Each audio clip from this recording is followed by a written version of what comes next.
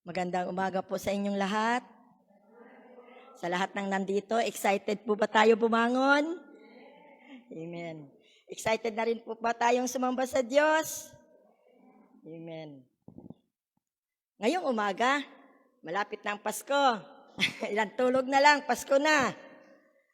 Marami sa atin ang may plano. May gustong gawin. May gustong puntahan at may gustong matanggap. Tama?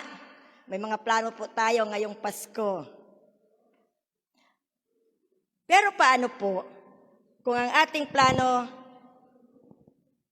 ngayong Pasko ay hindi matutuloy dahil meron tayong natanggap na balita, isang balita na pwedeng mag-cancel nito?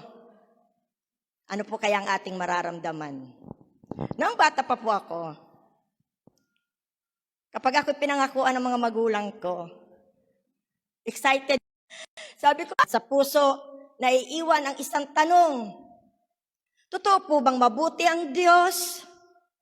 Ito ang kadalasang binabanggit natin kapag tayo dumaranas ng problema at ang mga suliranin. Hindi na natin pinapakinggan ang mga pinapahayag ng Biblia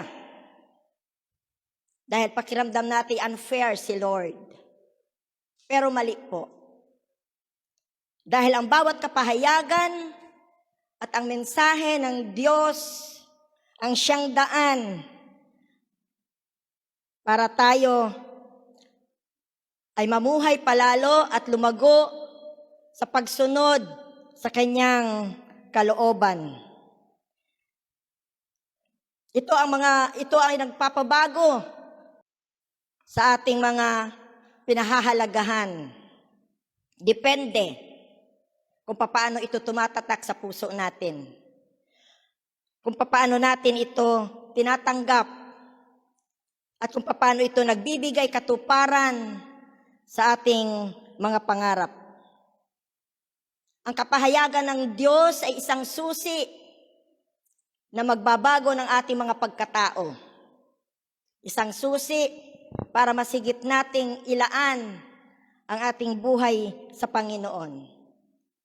Ang Diyos, kapag nagpahayag sa isang tao o sa kanyang lingkod, ito ay palaging may layo natin. Ang mga kapahayagang ito ay hindi ang lumayo kapag tayo nakakaranas ng mga pagsubok, kundi ang magkaroon ng isang malapit na kaugnayan sa Diyos, ano man ang dumating sa buhay natin.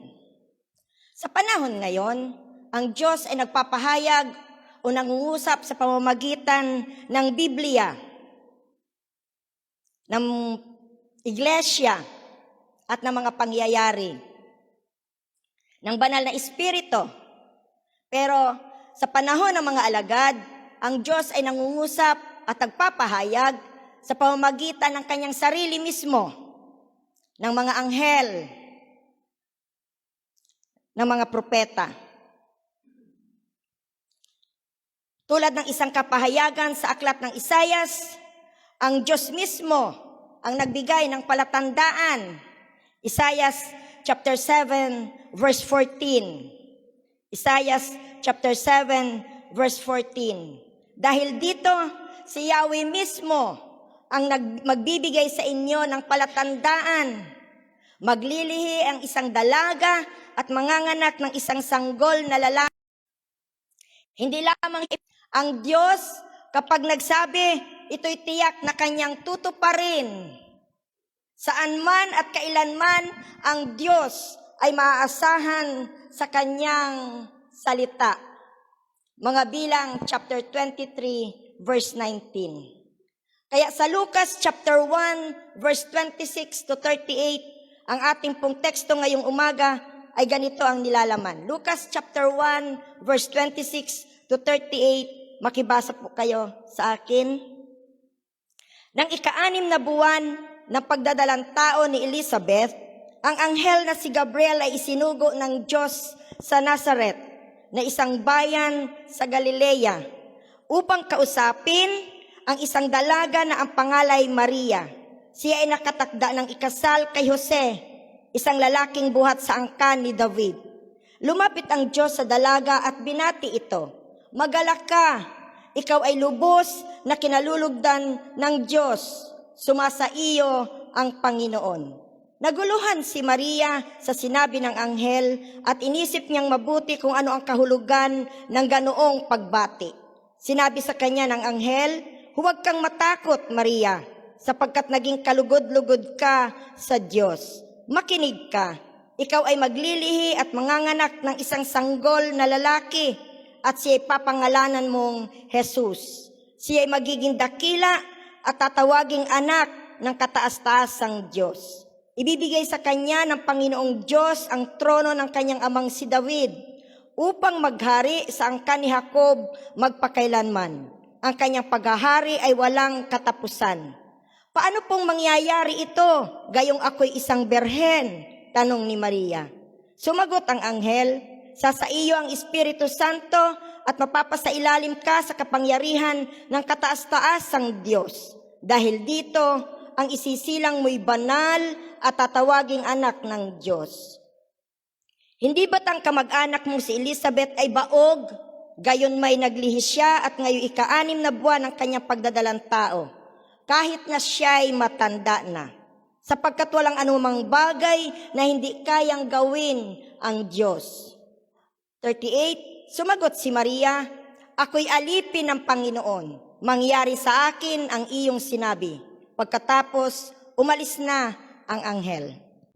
Makikita natin ang katuparan ng palatandaang ibinigay ng Diyos. At upang matupad ito, siya ay gumamit ng mga taong naging kalugod-lugod sa Kanya. Kapag sinabi natin mga taong naging kalugod-lugod sa Kanya, ito'y mga taong mayroong malapit na kaugnayan sa Diyos. Mga taong lumalakad araw-araw kasama ang Diyos. At sa pamamagitan ng mga taong ito, ipinahayag ng Diyos ang kanyang plano. Nang utusan ang isang anghel na nangangalang Gabriel. At ito ang naging unang hakbang ng Diyos upang mangyari ang lahat ng kanyang nais. Ang Diyos po palagi ang unang gumagawa ng hakbang kapag may nais siyang ipahayag sa tao. At siya rin ang unang lumalapit sa tao kapag nais niya itong gamitin. Alamin po natin mula sa ating teksto ngayong umaga, ano po ba ang maaasahan natin kapag nais ng Diyos na gamitin ang buhay natin? Ano ang maaasahan natin kapag nais ng Diyos na gamitin ang buhay natin? Una, ang Diyos ang magsasaayos nito. Sa verse 26b hanggang 26a, ang anghel na si Gabriel ay isinugo ng Diyos sa Nazareth na isang bayan sa Galilea upang kausapin ang isang dalaga na ang pangalay Maria. Siya ay nakatakda ng ikasal kay Jose, isang lalaking buhat sa angkan ni David. Ang Diyos mismo ang nagsugo sa anghel Gabriel na pumunta sa Nazareth at kausapin si Maria. Tulad ng sabi ko po kanina, kapag nais ng Diyos na gamitin ang buhay natin, siya ang unang gumagawa ng hakbang. Ang Diyos ang pumipili ng mga tao na kanyang gagamitin. Ang Diyos ay hindi mag-aaksaya na kausapin ang isang tao kung hindi ito interesado sa Kanya. Sa aklat ng Experiencing God ni Henry Blackaby, sinasabi na kapag nangungusap ang Diyos, ito ang Kanyang pakikipagtagpo sa atin. At kapag ang isang bagay, at kapag may nais ang Diyos na gawin, siya ang kusang lumalapit sa isa o higit pa sa kanyang mga lingkod. Ayon sa Amos chapter 3 verse 7. Amos chapter 3 verse 7. Tunay na si Yahweh ay di gumagawa ng anumang bagay na di ipinababatid ang kanyang balak sa kanyang mga lingkod. At ganito ang ginawa ng Diyos kay Maria. Sa pamamagitan ng anghel, ipinahayag kay Maria na nais siyang gamitin ng Diyos. Sabi sa verse 31, makinig ka, sabi ng anghel, ikaw ay maglilihi at manganganak ng isang sanggol na lalaki at siya'y pangangalanan mong Jesus. Isang dalaga na nakatakdang ikasal ang sinabihan ng anghel, maglilihi at manganganak. Kaya naman, ang naramdaman ni Maria ay kaguluhan sa kanyang isip. Inisip niyang mabuti, sabi ng ating teksto, kung ano ang ipinahayag sa kanya ito ng anghel. Paano nga pong hindi? At kahit sa atin man po ito mangyari, mag-iisip din tayo ng labis. Paano na lamang ang aking ama? Paano na lamang ang kanyang magiging kasalan? Ano ang iisipin ni Jose kung malaman niyang si Maria ay nagdadalang tao? At kahit sa panahon natin ngayon, kapag ang isang lalaki ay nakatakdang ikasal, tapos matagpuan niyang nagdadalang tao at hindi sa kanya, pakasalan pa kaya? Hindi din, ano? Pero mabuti po ang Diyos. Sa naramdamang ligalig ni Maria ay naging mabuti ang Diyos. Sa Mateo chapter 1, verse 18 to 20, ganito po ang sabi. Ito ang naganap ng ipanganak si Jesucristo. Si Maria na kanyang ina at si Jose ay nakatakda ng magpakasal. Ngunit bago sila makasal, nalaman ni Maria na siya nagdadalang tao sa pamamagitan ng Espiritu Santo. Subalit dahil isang taong matuwid si Jose na kanyang mapapangasawa at ayaw nitong malagay sa lubos na kahihiyan si Maria, binalak niyang hiwalayan ito ng palihim.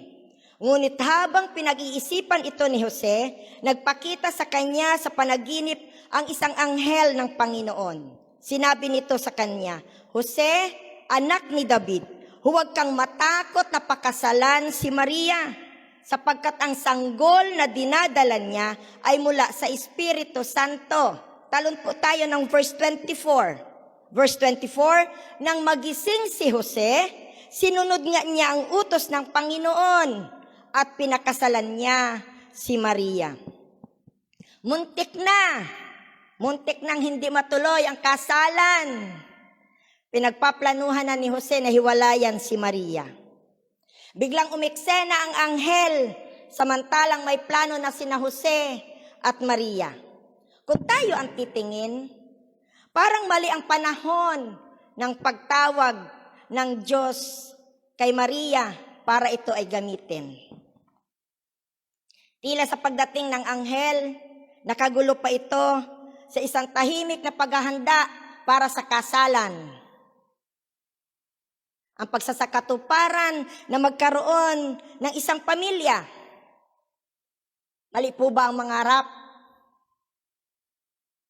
Ngunit hindi po ganoon. Dahil alam ng Diyos ang tamang panahon para sa bawat gawaing itinakda niya. At kapag nais niyang gamitin ang kanyang anak, siya na din po ang nagsasaayos ng lahat. Paano? Kinausap ng Diyos si Jose at ipinaliwanag sa pamamagitan ng panaginip na ang dinadala ni Maria ay mula sa Espiritu Santo. Hindi lamang po ang mga pangyayari ang isinasaayos ng Diyos. Maging ang buhay ni na Jose at Maria ay isinaayos din ng Diyos. Nang maipaliwanag ng anghel kay Jose at Maria ang plano ng Diyos, sila mismo, sina Jose at Maria, ay isinaayos ang kanilang kaugnayan sa Diyos. Si Jose, pagkagising, sinunod niya ang sinabi ng anghel ng Panginoon. Pinakasalan niya si Maria. Palatandaan ang pagsunod at pagkilala sa pagkapanginoon nito sa buhay niya. Samantalang si Maria, sa verse 38 ay nagwika, ako'y alipin ng Panginoon. Mangyari ang sinabi mo. Hindi po ba't ito isang salita ng pagpapaubaya? Dating naguguluhan ang isip kon sa Diyos at sumunod sa nais niya. Dahil dito, sila ay nagamit ng Diyos nang sila ay tumugon ng tama sa tawag niya. Hindi lamang po yun. Si Maria, alam natin, ay tinawag na babaeng mapalad, na isang mapalad na babae sa lahat. Ginawang dakila ang pangalan ni Maria. Hindi nga po ba't kilalang kilala ng lahat ng tao si Maria? Kahit hanggang sa panahon natin ngayon. Kaya po nang lumapit ang anghel kay Maria, ang kanyang bati sa verse 28, matuwa ka, ikaw ay naging kalugod-lugod sa Diyos. Sumasa iyo ang Panginoon. Ay tunay. Dahil inuna ni Maria kung ano ang nais ng Diyos kaysa kung ano ang nais niya. Sa verse 20, ang sabi po ay ganito. Sinabi ng anghel kay Jose, huwag kang matakot, pakasalan si Maria, sapagkat ang sanggol na dinadala niya ay mula sa Espiritu Santo. Alin po ang nauna? Pagpapakasal o pagdadalang tao? Sabi, huwag kang matakot na pakasalan si Maria, sapagkat ang dinadala niya, ibig sabihin, bago ikasal, nandun na, nangyari na ang kalooban ng Diyos. Sa mga tao, sa panahon natin, madalas ang salitang wait at sandali. Pero si Maria po ay nagpaubaya sa kung ano ang nais ng Diyos. Inuna niya kung ano ang nais ng Diyos. Kapag ipinagamit po natin ang ating buhay sa Panginoon ng buong buo, walang anumang makasariling hangarin o intensyon, ito po'y nakapagbibigay ng lugod sa Diyos. At ganito gumagawa ang Diyos sa buhay ng mga taong nais niyang gamitin. Isinasaayos ng Diyos ang buhay, kinabukasan, at lahat ng pwedeng maging hadlang para sa katuparan ng kanyang plano at gawain. Hindi lamang po sina Jose at Maria ang nais gamitin ng Diyos. Mateo chapter 28, verse 19 to 20. Mateo chapter 28, verse 19 to 20. Sabi po'y, kaya't humayo kayo. Sino ang kinakausap? Sa panahon ngayon ay tayo. Gawin ninyong alagad ko ang lahat ng bansa. Bautismuhan ninyo sila sa pangalan ng Ama at ng Anak at ng Espiritu Santo.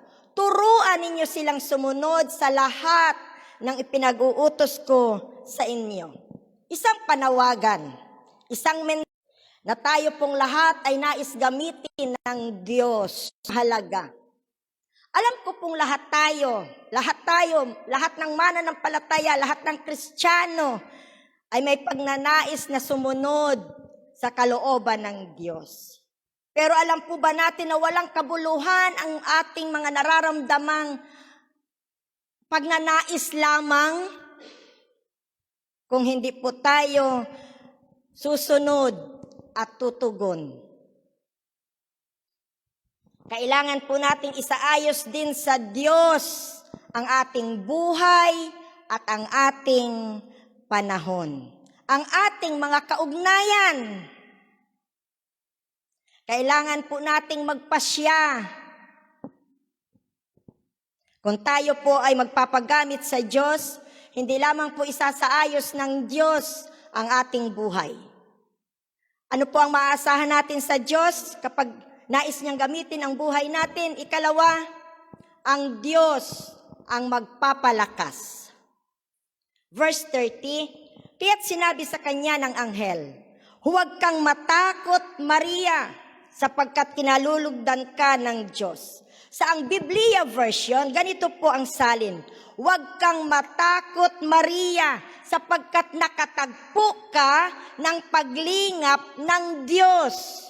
Kapag sinabi po nating nakatagpo, ito'y nakaranas, nakadama.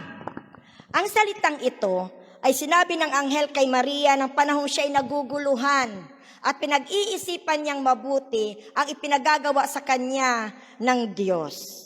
Mga panahong hindi siya nakahanda. Kaya nang si Maria ay gamitin ng Diyos, naroon ang takot niya. Katulad ng marami sa atin, maraming takot. Subalit ipinadama ng anghel na kasama niya ang Diyos at ang lahat ng kailangan upang maisakatuparan ang plano sa pamamagitan niya ay ang Diyos din ang mag-ooperate.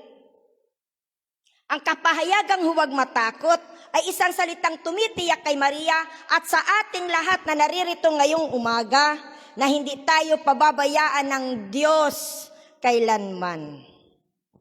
Tulad ng nangyari kay Moises, ang Diyos ang unang lumapit kay Moises sa pamamagitan ng nagliliyab na puno. Nang sabihin ng Diyos kay Moises na kailangan niyang pumunta at kausapin ang paraon upang palayain ang mga Israelita, si Moises po ay nagkaroon din at nakadama ng kahinaan. Sinabi niya sa Panginoon, hindi po ako magaling magsalita. Ngunit ang Diyos na tumawag kay Moises ay ang Diyos din na nangakong sasamahan siya. Kaya nangyari ang pagliligtas sa mga Israelita hindi sa galing o kaya ay sa kakayahan na meron si Moises, kundi sa lakas na ipinagkaloob sa kanya ng Diyos. Kaya nang maunawaan ni Maria ang pahayag ng anghel, ipinaubaya niya sa Diyos ang kanyang buhay.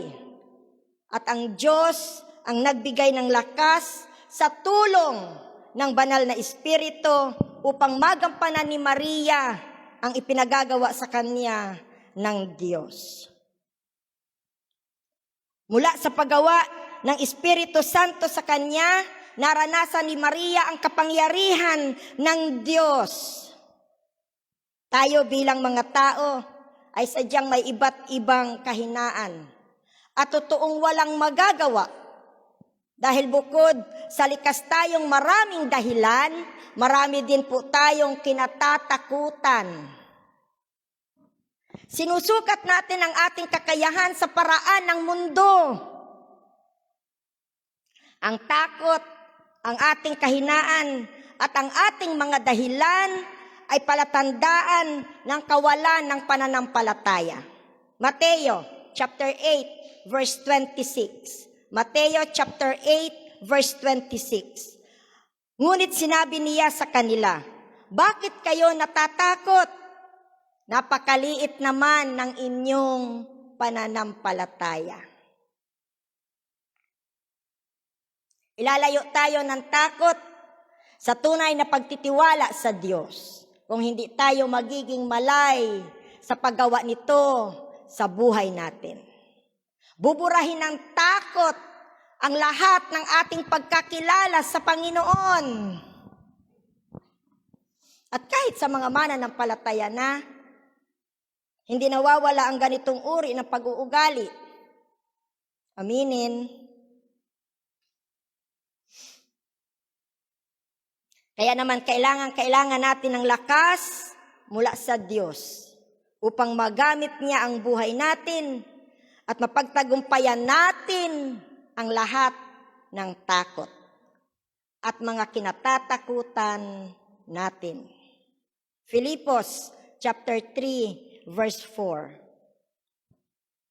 Filipos chapter 3 verse 4, sa Diyos ang lahat ay ating magagawa dahil sa lakas na kaloob niya sa atin. Isuko natin ang lahat ng ating takot, pangamba, pag-aalala. At sa halip, pag-alabi natin ang ating pananampalataya at pagtitiwala sa Diyos. Upang maging kagamit-gamit nga po tayo sa kanyang kaharian. At kapag nangyari ang ganito, mamamasdan natin habang ipinapagamit natin ang buhay natin sa Diyos, ang Diyos ay gumagawa ng mga bagay na kasing laki niya sa buhay natin. Nakaranas na po ba kayo? Minsan, namamangha tayo, bakit ko kaya nagawa iyon? Mga bagay na hindi natin kayang gawin kung sa ating sarili lamang, pero nagagawa natin. Ang ganitong mga karanasan ay nagpapatunay lamang na ang Diyos ay kasama natin. Siya ay patuloy na gumagawa sa mga taong laan para ipagamit ang kanyang buhay sa Panginoon. Siya ay gagawa sa buhay natin ng mga kamangha-manghang bagay na minsan kahit tayo ay naa-amaze sa Panginoon. At ito ang kahulugan ng pahayag ng anghel kay Maria at sa ating lahat na nagsasabing nakatagpo ng paglingap ng Diyos. Pananampalataya at buong pagtitiwala sa Diyos lamang ang kailangan natin. Dahil wala po tayong mapangyayari hiwalay sa Diyos. Kaya huwag tayong umasa sa sarili natin. Hilingin natin palagi ang lakas mula sa Diyos upang tayo ay magtagumpay. Magagawa natin ang mga bagay na nais ng Diyos at mga bagay na makalulugod sa Diyos kung isusuko natin ang buong buo ang buhay natin sa Kanya. Pangatlo, ano ang ating maaasahan kapag nais ng Diyos na gamitin ang buhay natin? Ang Diyos ang magsasakatuparan. Verse 34 to 37 ng ating teksto. Paanong mangyayari ito? Gayong ako'y isang berhen, tanong ni Maria. Sumagot ang anghel, sasaiyo ang Espiritu Santo at mapapasailalim ka sa kapangyarihan ng kataas-taasang Diyos. Kaya't banal ang ipanganganak mo at tatawaging anak ng Diyos. Natatandaan mo ang iyong kamag-anak na si Elizabeth? Alam ng lahat na siya'y baog. Ngunit naglihi siya sa kabila ng kanyang katandaan. At ngayon ika-6 na buwan na ng kanyang pagdadalang tao. Sapagkat walang hindi mapangyayari ang Diyos. Sa simula ng pagpapahayag ng anghel kay Maria, hindi niya nauunawa ang lubos ang nais ng Diyos. Ang nakita niya ay yung kanyang kahinaan. Kaya ang tanong niya, paano mangyayari ito? Subalit dahil ang Diyos na rin ang pumili kay Maria upang gamitin para sa kanyang plano, hindi lamang niya isinaayos ang buhay ni Maria, kundi pinalakas din niya ito sa tulong ng banal na Espiritu. Ang salitang bababa sa iyo ang banal na Espiritu ay nangangahulugang gagamitin ng Diyos si Maria, subalit ang Diyos din ang magbibigay ng kakayahan na gawin iyon ni Maria. Kaya sinabi niya, mangyari ang sinabi mo. Na ang ibig sabihin, ang Diyos mismo ang gagawa sa buong proseso ng plano. Dahil ito'y gawain ng Diyos. Kaya kapag nag-operate ang kapangyarihan ng Diyos, wala na po tayong dapat problemahin pa. Ang mga susunod na pangyayari ay kanya na ring isasaayos. Kaya ang palatandaang ibinigay ng Diyos sa Isaias ay nabigyang katuparan. Verse 35. Kaya't banal ang ipanganganak mo at tatawaging anak ng Diyos.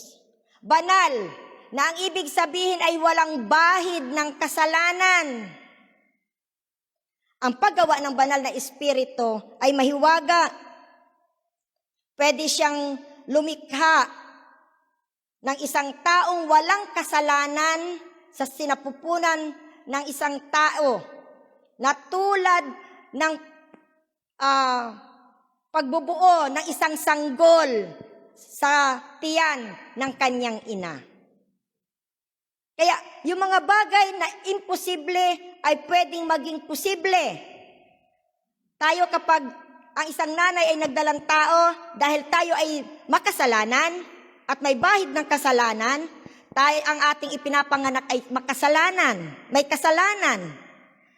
Pero ang gawa ng banal na Espiritu ay isang banal, walang bahid ng kasalanan. Kaya ganito kapangyarihan ang paggawa ng banal na Espiritu sa buhay ng isang tao. Dahil sabi ng ating talata, walang hindi kayang gawin ang Diyos. Tulad ng nangyari kay Elizabeth, verse 37, siya ay baog. At alam naman po natin na kapag ang isang tao ay baog, hindi talaga siya magkakaanak. Pero sabi, siya ay naglihi at ika-6 na buwan ng kanyang pagdadalang tao. Baog, matanda na, pero naglihi. Dahil sa kapangyarihan ng Diyos. Kapag ninais ng Diyos, kanya itong isa sa katuparan. Walang sino mang pwede ditong humadlang. At kapag ang Diyos ay gumawa sa buhay natin, hindi po natin ito matatanggihan. Dahil mananaig at mananaig ang kalooban ng Diyos. Kaya kung nais ng Diyos na gamitin ang buhay natin, ang Diyos din mismo ang magbibigay sa atin ng pagnanais at kakayahan na gawin ito. Filipos chapter 2 verse 13. Filipos chapter 2 verse 13, sapagkat ang Diyos ang nagbibigay sa inyo ng pagnanais at kakayahang maisagawa ang kanyang kalooban. Kahit yung pagnanais, ang Diyos po ang naglalagay sa puso natin. At yung kakayahan na gawin ang kanyang kalooban ay ang Diyos pa din. Kaya kung titingnan po natin, totally wala tayong contribution.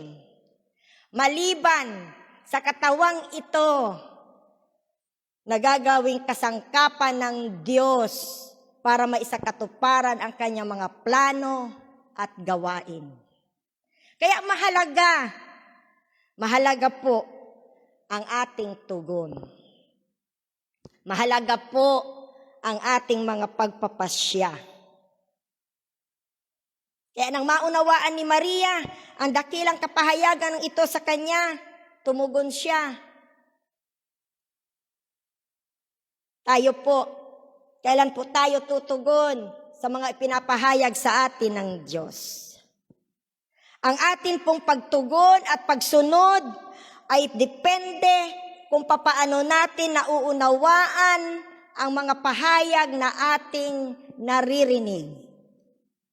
Ang atin pong pagtugon at pagsunod ay depende kung papaano po natin nauunawaan ang mga ipinapahayag sa atin ng Diyos. Si Maria ay tumugon ng tama nang maunawaan niya ang dakilang mensahe ng Diyos, ang ating pagtugon, ang iyong tugon. Sa atin pong mensahe ngayong umaga, 2 bagay ang ipinapahayag. Una, ang pagpapakumbaba.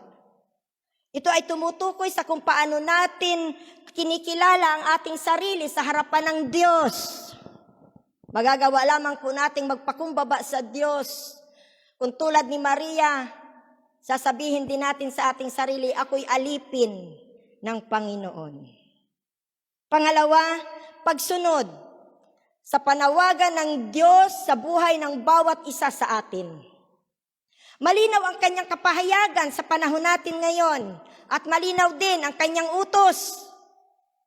Si Maria ay kinasangkapan ng Diyos upang maisilang at tagapagligtas ng sangkatauhan. Hindi po kaya at sa pamamagitan naman natin ay maisilang din ang kaligtasan ng iba? Kaya nga ang pagtugon mo at ang pagsang-ayon mo ay kinakailangan. Dahil hindi po tayo gagamitin ng Diyos kung hindi tayo willing tulad ni Maria. Sabi ko nga po kanina, paano kung biglang baguhin ng Diyos ang ating mga plano? Ang ating mga gusto? Mas pipiliin pa rin po ba natin ang sumunod sa kalooban ng Diyos? Uunahin pa rin po ba natin kung ano ang ipinagagawa sa atin ng Diyos? Nang ibinilang ni Maria na alipin ang kanyang sarili, nakagawa ang Diyos ng malaya sa buhay niya. Ang tinatawag na alipin sa panahon ni Maria ay walang karapatan sa kanyang sarili. Walang karapatang mga tuwiran o magreklamo man.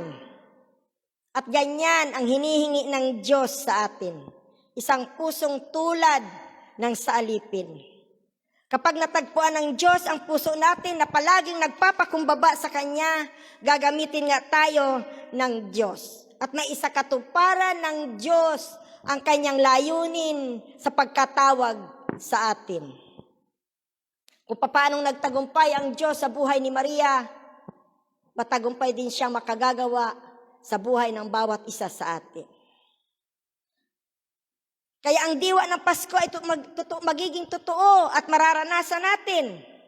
Hindi lamang po tuwing Disyembre, kundi araw-araw. Pupunuin ng Diyos ang puso natin ng pag-ibig para sa iba. Ng kagalakan na maglingkod sa Kanya. At ng pag-asa sa buhay na ito. Huwag po tayong matakot ay paggamit ang buhay natin sa Panginoon. Dahil kung naniniwala po tayo na tayo mga pinili ng Diyos tulad ni Maria, meron po tayong layunin na dapat nating gawin. Kung si Maria ay nakatanggap ng dakilang kapahayagan, hindi po kaya ito ang kapahayagan ng Diyos sa atin ngayong umaga? Kaya tama na ang pagsilang ng kaligtasan ng iba ay nakasalalay sa ating pagtugon. At kung tayo'y tutugon, ang Diyos po ang nangako. Deuteronomio chapter 31 verse 8. Si Yahweh ang mangunguna sa iyo. Sasamahan ka niya, hindi ka niya pababayaan. Kaya huwag kang matatakot ni panghihinaan ng loob. Tapat po ang nangako, mga kapatid. At ito'y kanyang tutuparin. Ang tanging kailangan lamang po nating gawin ay ang magtiwala at manampalataya sa Kanya. Alam kong mahirap ang maglingkod sa Panginoon. Maraming bagay ang kailangang isakripisyo marahil. Pero sulit po kapag ang buhay natin pinagamit natin sa pagbibigay ng ating buhay sa Panginoon.